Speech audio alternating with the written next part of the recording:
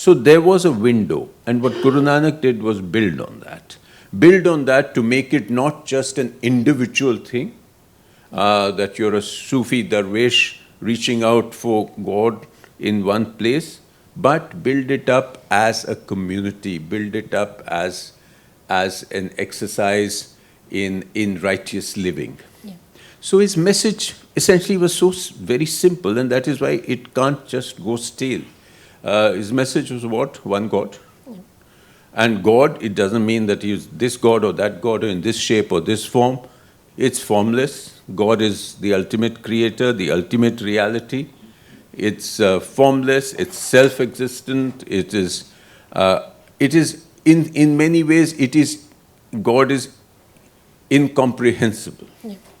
Because you have only limited faculties, and so the limited cannot absorb the unlimited. And similarly, it is creation. So his message was that this is all the creation of this one God, whatever form you, or whatever he comes to you as, he or she. And this creation cannot be denied. So you have to accept this creation. There's a reaffirmation message that your salvation, whatever it is, has to be in this life. Your salvation is not through renunciation. Yeah. Your salvation is not through fasting or through sitting in a cave or sitting in the mountains or self-torturing yourself. No, your salvation is by living in this world in the right way.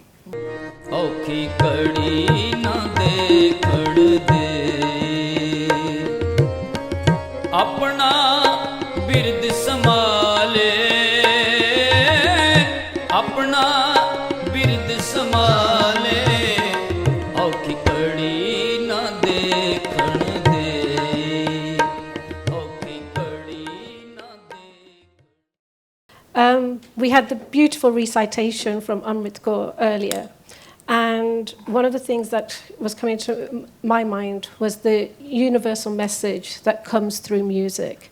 And last night we heard music re Jagbir Ji, and we heard about Jagbir Ji's life.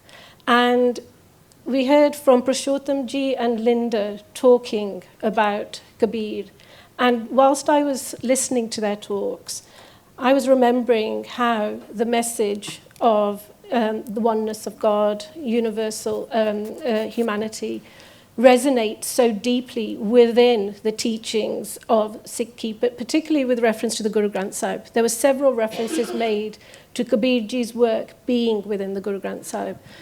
And thinking about that, I reflected on how the name of Hari, Ram, Allah, Khuda appears in the Guru Granth Sahib, but also thinking about how it contains the teachings of religious saints from other faith communities, Namdev, Farid, Kabir, and Ravidas, for example. Now, one of the stories that was recited last night was about the death of Jagbir Ji. And it appears, and there's a story which appears in the Book of Nanak by Navtej, re Guru Nanak Dev Ji's passing. And thinking about that and reflecting on the stories, the Sakhis about Guru Nanak Dev Ji, which I, as a woman of faith, but as a Sikh myself, heard from my mother, from my bibi, from my nanny. It was those stories that they used to tell us at bedtime, or when we were ill, or when they just wanted to talk to us and describe stuff. Those stories about Guru Nanak Dev Ji's lives and teachings, how should we understand those narratives? Because I remember questioning my mum, but how? Why? What does this mean? Are they historical accounts or allegorical teachings, or are they a fusion of both? Thank you very much, Jagbir, and thanks to Teamwork's phenomenal team, which enables us to get here and do lovely things like this, and thanks to all the sponsors and everybody who's put this together. It's really been a phenomenal experience so far, day before evening and the two lovely sessions last evening. And I think in the sense it's a continuum, what we are doing today from yesterday. So, you could, and that I think is already achieved the purpose of this festival. I think the commonality, no matter which direction you approach it from, is something which is extremely valuable.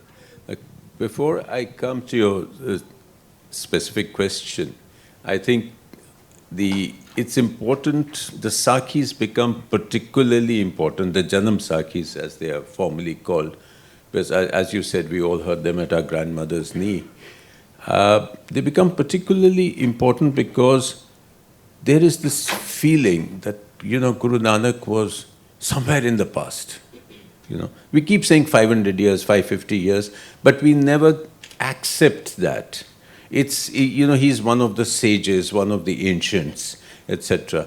And this is something which I try to bring out in this book, is that, he was actually contemporaneous with Kabir.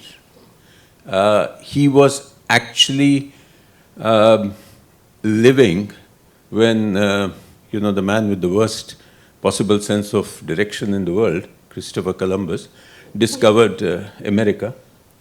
He was living when Corpus Christi College at Oxford was set up. So the first point I want to make is that we are not dealing with an ancient.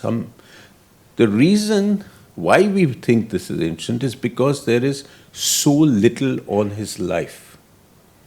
There is so little biographical fact written down by people who were living then.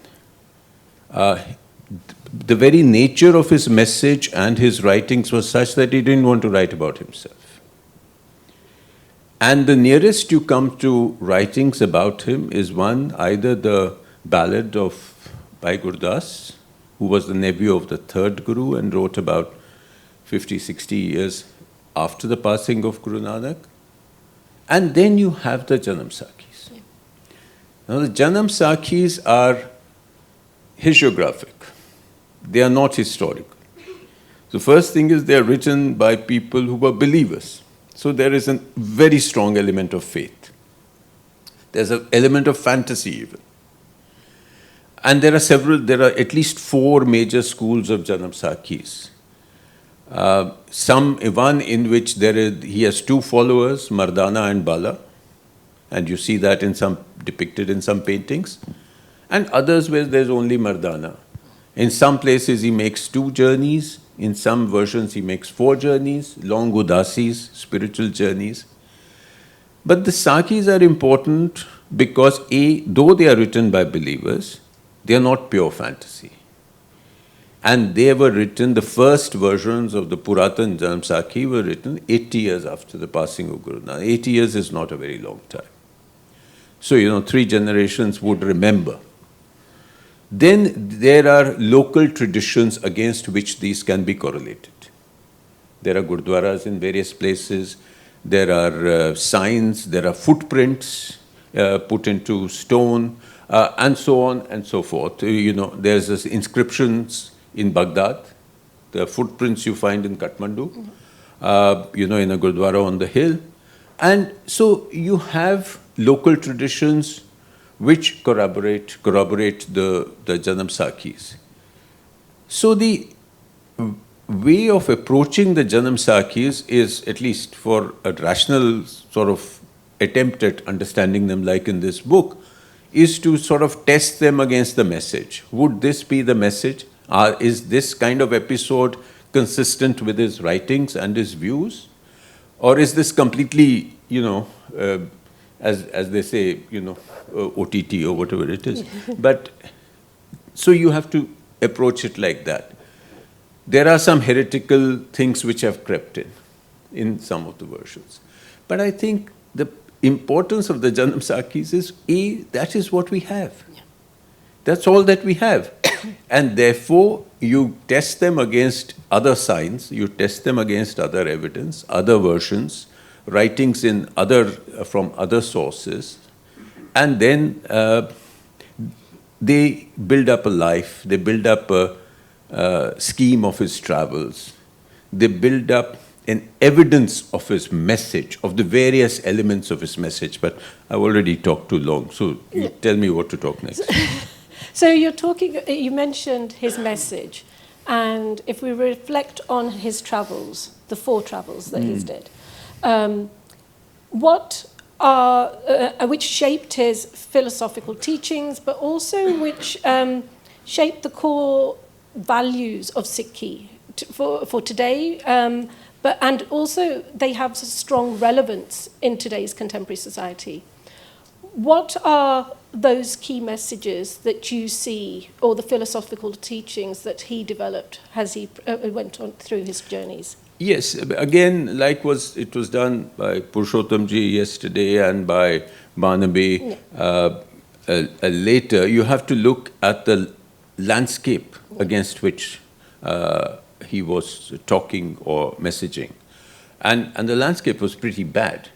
It was a period of tremendous oppression. It was a period of, it was not just, Hindus versus Muslims killing Hindus, but it was the oppressed classes against the ruling classes. That was the political evils of medieval governance were in full sway.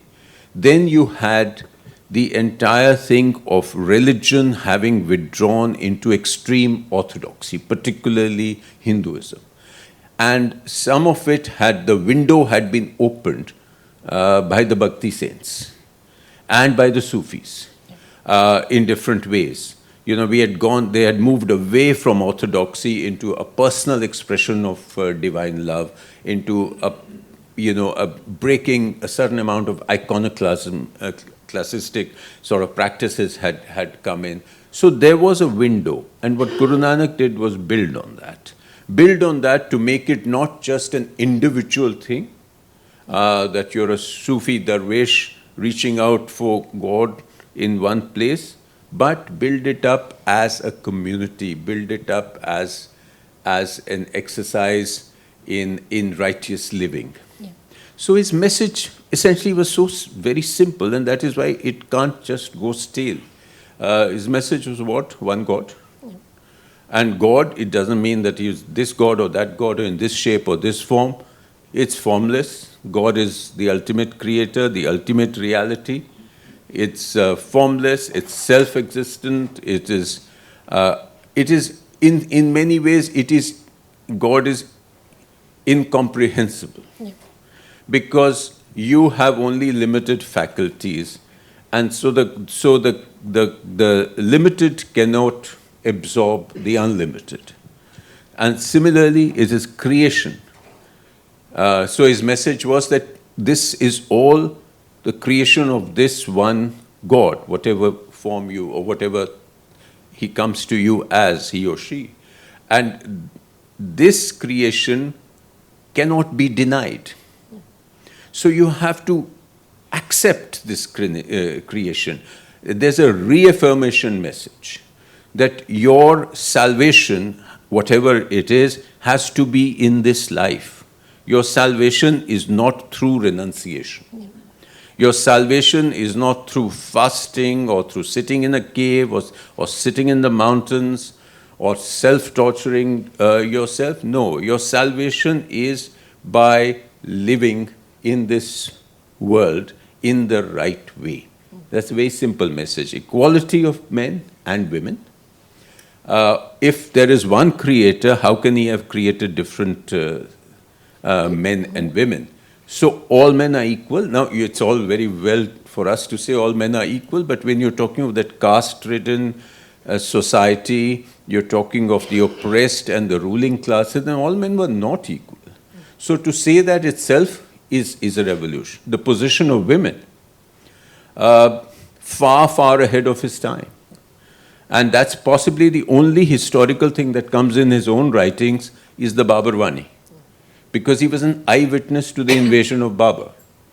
But he was particularly pained as a philosopher, but more so as a poet, at the condition of what the women, Muslim and Hindu women, suffered at the hand of Babur's forces. So you have equality, you have one God, you have the message of love and compassion, And you talked about the travels, and we can talk about that. But the essential reason for the travels was go out and talk to people. Do a bit of teamwork. Go out, talk to the people, understand why they are doing something. Try to. He did not denounce or condemn any religion. What he condemned and denounced is ritualistic practice. We just to tell you one short story, if you permit. We've just seen lots of people go to Haridwar, and So there's a Saki that he goes to Haridwar and he goes into the Ganga, and he sees everybody throwing water to the east in the morning, to the rising sun. So he turns around and starts throwing water to the west. Somebody said, "What's wrong with you? What manner of man are you? Are you a Hindu or a Muslim or what?" He said, "No, I'm just a farmer. My lands are in the west. I'm just giving them water." He says, "What are you doing? How can, He says, "No, we are giving water to our ancestors." So he says, "I'm giving water to my land." He says, "How can it reach your land?" See, if you can reach your ancestors, then you very well reach my land. So, there are Sakis like this. So his travels, there was his interaction with yogis. Yogis were a big thing. They were good yogis and they were terrible yogis. They had become, they had become a terror to the populace. Said that you will give us this, otherwise this will happen to you. That sort of thing. So he has a dialogue with the Siddh Goshti. There is a very important Bani of his, where he talks over several meetings with the great yogis and argues with them. But there is no fight, there is no aggression. Everything is a sense of dialogue, of mutual understanding. So these are the kind of messages and variations of this. Of course, nature. Nature is a big thing. And that's why, again, why it's so relevant given our environment and what we are doing to it. A lot of the Guru Granth Sahib, of his writings, is phenomenal poetry about the beauty of nature, the beauty of creation, the birds, the flowers, the trees, the forests, and all that. Yeah.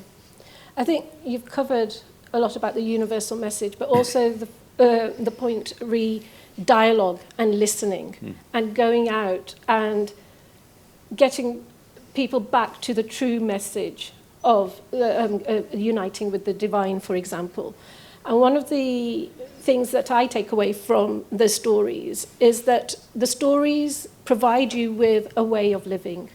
It's not through that renunciation, as you mentioned. And I think Purushottamji mentioned yesterday about living within the world whilst being spiritual. You have your spiritual responsibility to yourself, but also your temporal responsibility within the world. And I think that's a very strong key point within the Sikh tradition.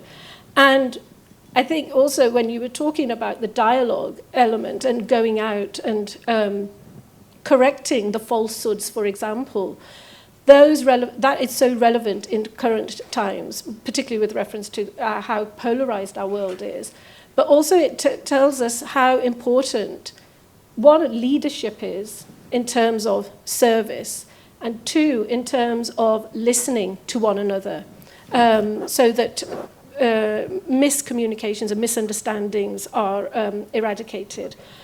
Thinking of Guru Nanak's teachings, and now moving on to the Zafarnama. But before we do move on to the Zafarnama, can you just a little bit explain the transition from Guru Nanak Dev Ji's time to Guru Gobind Singh's time, particularly with reference to the Sikh identity and the formation of the Khalsa? Yes, it was quite a dramatic journey, which takes place essentially over the next 150, 60 years after Guru Nanak's passing, because the gurus followed each other, and it was not necessarily hereditary. In fact, it wasn't right in the beginning. So each of the gurus sort of built on it in his own way. essentially the first 5 gurus built on it in a purely spiritual way. And they all wrote, and all their writings are in the Granth Sahib. The Granth Sahib is not a compilation of the 10 gurus. It's the first 5 gurus and then the 9th gurus who was put in by Guru Gobind Singh, the 10th guru. His writing was put in. And so the historical landscape also changed, or the identity issue changed because of the historical landscape changing. So when the first 5 gurus, it was purely a spiritual community. It was a caste-list community. It was a community in which there were Hindus and Muslims and, cobblers and weavers, and everybody had come in because for the simplicity of the message. And then, traditions had developed. You talked of service. Guru Nanak spent about, 20 years, 18 years in Kartarpur at the end of his life. And where he brought in, he left the traveler's garb, he left his role as a traveler and a messenger and became a householder. So it was about growing wheat, it was about farming, it was about singing the praise of God, it was doing service. That's where you started the Sangat and the Pangat. So the Sangat was the community, the Kirtan, sitting together in meditation, becoming a community in not purely a spiritual, even a social sense. And then the Pangat was the line of the Langar. Now that again was a revolutionary thing. You had the high and the mighty and the poorest sitting together on the floor eating the same food. And this had developed, and for instance it is said that Akbar came to Guru Amar Das's Langar and sat and ate there. But then after Akbar, Jahangir took a very hard line. We saw his sword yesterday in V&A, and I kept getting the feeling that how many people had he cut with it. Yeah, he took a very, very hard line. And he thought, he said, Guru Arjan, he said, people told him, the Orthodox told him, the Orthodox Hindus and the Orthodox Muslims were disturbed by this new community. So they said this is what he called false traffic is being carried out. So he tortured Guru Arjan, the 5th Guru, and ultimately he was martyred by drowning in the Ravi. Thereafter, the Sikh Gurus realized, the 6th Guru realized that just being spiritual is not enough. We have to learn to fight for the righteous cause. So the 6th Guru began to wear 2 swords, Guru Hargobind, the Miri and the Piri, the temporal and the spiritual. So this tradition of the saint soldier starts there. And then by the time you come to Guru Gobind Singh, there has been the martyrdom of Guru Tegh Bahadur, who famously martyred himself or gave himself up and to test Aurangzeb's determination to convert people. And the Kashmiri Brahmins were the ones who came and asked him to save them. And he said, okay, if before you convert anybody else, you convert me. And that, of course, never happened. Yeah. And this martyrdom had done several things. It had, to keep it simple, it had taken away the fear of death. And it took away the fact that, it gave the strength that, strength can be of the sword and strength can be of the spirit.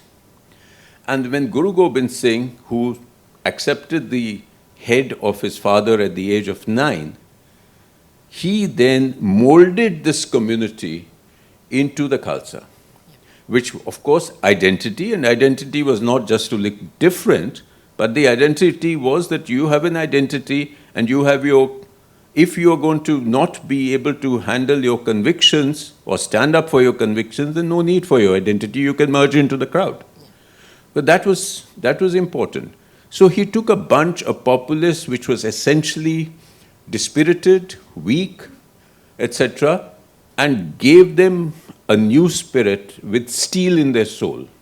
So, whether you take the baptism, whether you take the the story of the Baisakhi of 1699, when he comes and asks for 5 heads, and 5 men get up and offer him the head. He takes them inside and comes out with a bloodied sword, which, it is said that he was killing goats and bringing a sword, but he wanted to test the mettle of the people.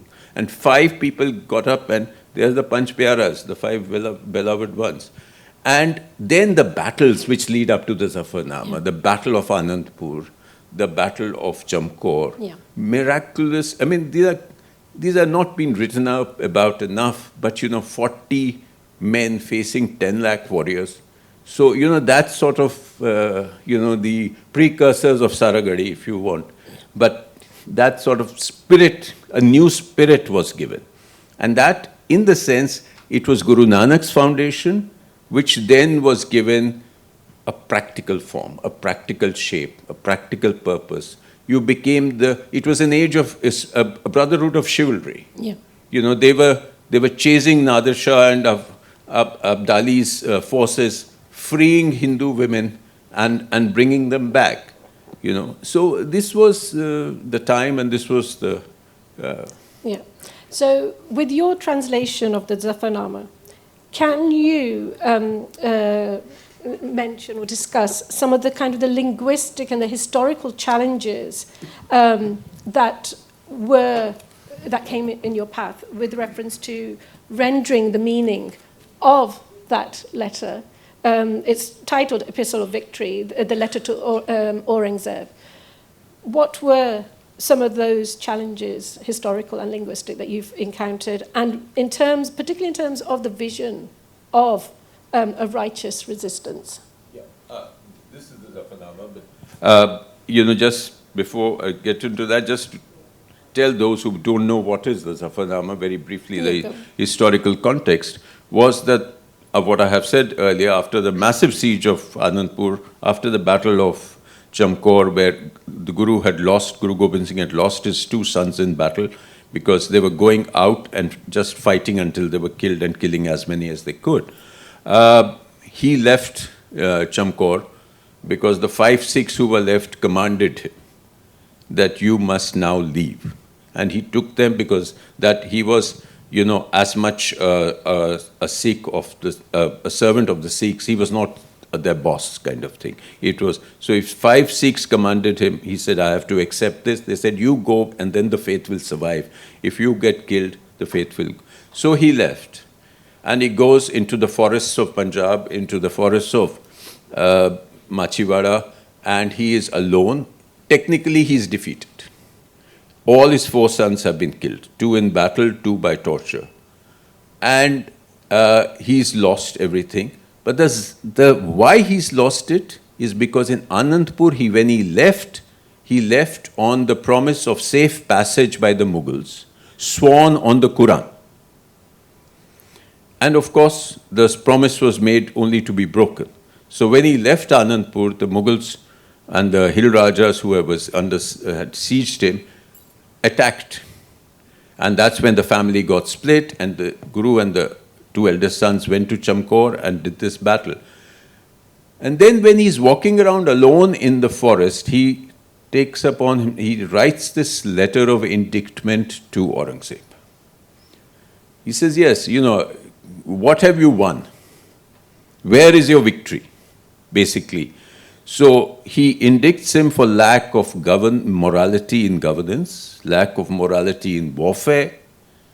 What is real power? Is it the palaces and the carpets that you have, or is it the power of the spirit? And he said, what is it that you have killed 4 little chingaris? If you have extinguished 4 chingaris, when you have the whole coiled snake, and he refers to the Khalsa brotherhood as the coiled snake is still waiting. What is it that you have killed 4 of my sons? And so on and so forth. So this is the Zafarnama. It is in Farsi, in Persian. It was written in 111 verses to Aurangzeb. And it's in beautiful cadence and beautiful rhyme. So you asked about the difficulties. It was very difficult. for various reasons. Because a recent Harvard scholar, Harpreet Singh, has just been speaking in India. He's done more research on the Zafarnama. You can't just go and say, this is the Zafarnama and I'm going to translate it. You know, there are various versions of the Zafarnama. There are various changes have come in at different stages. It was in Persian. It was in Indo-Persian, which was different from classical Persian. Then the scribes started writing it into Gurmukhi, in Gurmukhi script, where more changes came in. Then scribes started putting personal bias into it. Hey, I don't think we can say this about the Guru. I'm going to just tweak this one a little, you know. And then changes come in when it is translated into Punjabi. So, you know, at various levels there were conflicting versions. Various earlier translations you found differences. And I'm not like you, Jagbir. I'm not an academic. I, couldn't handle this. So I used footnotes. I said it could be this, it could be that. So I'm giving you, So the felicitous tool of footnotes has been used in this book to get over this. My idea was to get the right message in English and in rhyme. So the difficulty, besides the linguistic thing, was to get it in rhyme. And, when I started working on it, I thanked the late Khushwant Singh, because I went to him and I said, I'm going to do this. He said, do it. So I said, I can't do it in rhyme. It's very difficult. Then he said, then don't do it. And then he says, it's useless if you don't do it in rhyme. So he did the Japji in rhyme. So he said, I did this, and he told me the story. He said, I was in Japan or somewhere where I was doing it, and I promised myself, I will not eat breakfast until I get the rhyme. And I used to get up and wait until I got that rhyme. So, tough stuff. Okay. All right. Would you like to do a reading from the Zafarnama before we go to questions and answers? Okay, sure. Yeah. I'll do.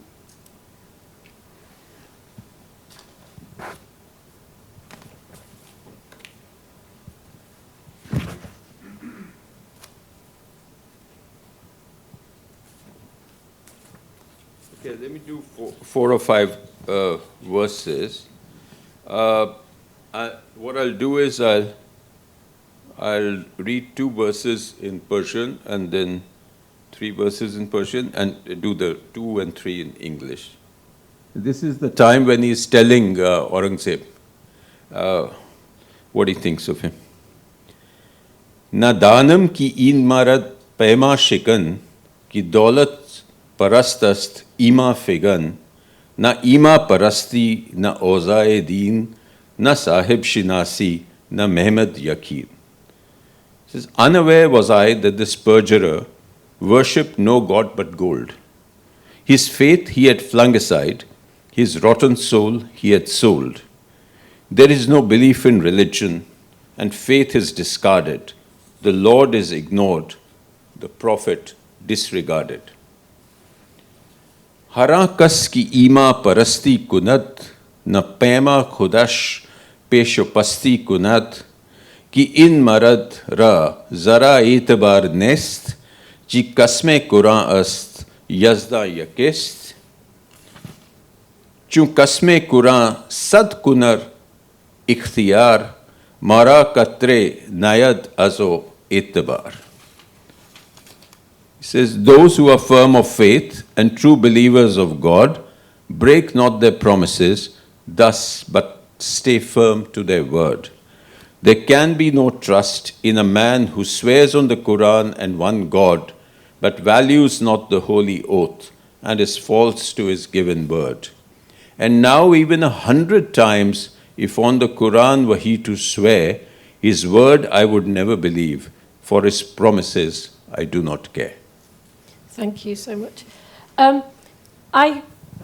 I've got loads of questions that I want to ask, particularly in reference to the application in contemporary times of the teachings of Guru Nanak Dev Ji, but also Guru Gobind Singh.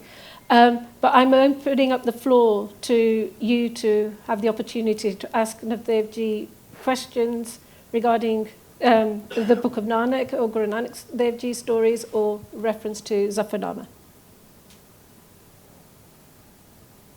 My name is Nina. We'll just give you. It's a pleasure hearing you and listening to you. I just like to know, in the Zafarnama, you said it was written in Persian and then Indo-Persian.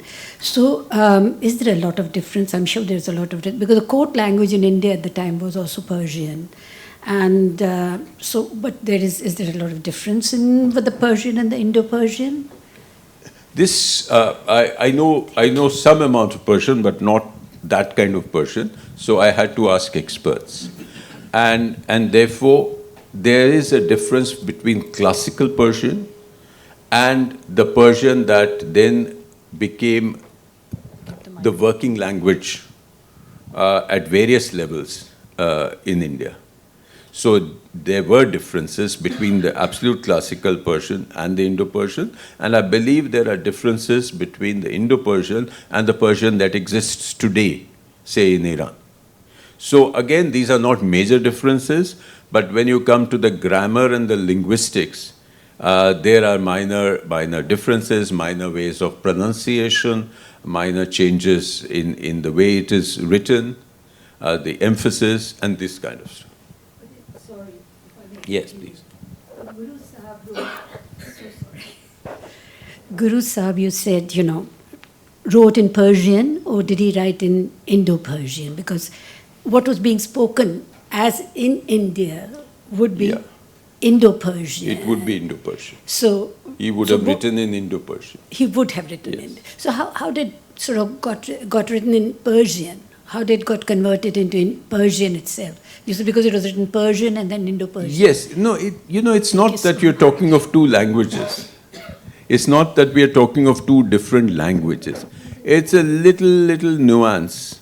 And for instance, the what exactly is written by Firdausi, because Firdausi is a big influence on the Zafarnama. It's in the form of the Masnavi. And so what is written in Firdausi's Persian would be very classical. But then you will find variations which made very good sense in India. But if you compare them to, pure classical Persian of Hafiz and Firdausi, then there would be differences. American English and British English. Don't make it more complicated than it is. Please, sorry, there's a question there. Yeah. Yes. Could you tell us how the Zafarnama was received by Aurangzeb and how he reacted to it? Well, I say it here in my introductory essay on the Zafarnama, and that is the accepted version. It has just been corroborated by the scholar who I mentioned, and I was happy to hear that from his presentation, that Guru Gobind Singh sent 2 of his Sikhs with the letter to Aurangzeb. He was in the Deccan. And it is believed that he was Sikh, and he read it, and he was very moved. And he then sent a message to the Nawab of Sirhind in the north, through his own mace bearer, a man called Muhammad Beg, that go take this to the governor and tell him to start a dialogue with the Guru. Now, that's where it stops. Because then it is said that when the Guru did not know about this, that this had happened. And he himself, by that time, Aurangzeb died. And his successor is Muazzam, who later became Bahadur Shah.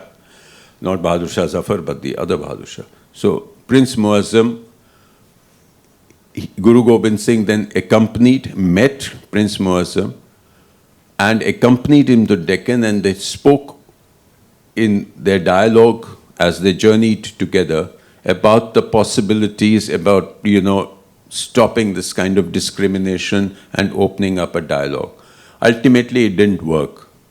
Muazzam was not convinced and holding back his governors and nawabs, because they were doing, this was all being done at the local level. And then, of course, when Guru Gobind Singh was in Nanded, he was assassinated. Hello, yeah. Firstly, thank you so much for a lovely session. I wanted to ask you about Guru Nanak's poetry. Not only Nanak's, the other Gurus as well. Their poetry has a lot of immediacy, very simplicity and the love, and it's very relatable to the common people. Absolutely. Like Simal Rukh we have Ape Rasya, Ape Ras, very sensual as well. And very immediate, like Nanak Mer Sarir Ka Ek Rath Ek Rathwa. But somehow that simplicity, that immediacy, and that commonality has got lost. Now it's become very much like a didactic crusade of saving Sikhi, or you please cover your head while you're singing the Gurbani, you can't, where we have Sa Sa Simro Gobind. Or it has become very academic, very confined to the precincts of books. So do you think this can be revived? And if yes, how? Part of it is the inevitable ritualization and formalization of religion. And Sikhism is a relatively young religion, but I can see where you're coming from and the kind of stuff. We have allowed a lot of ritualism to come in. Again, if you're going to the heart of it, it is a very simple religion. And why it is written in simple language is not without reason. That was the, they were building on what the bhaktis had already started. And to come to speak to the common man in the common language. See, religion had been taken over by the custodians of religion, by the middlemen. That you cannot understand it unless you give me kheer, and variations of that. So he wrested religion back, Guru Nanak, from the priesthoods of various priesthoods. There were no Sikh priests. That's why you still do not have Sikh priests, technically speaking. Some of them think they are, but they're not.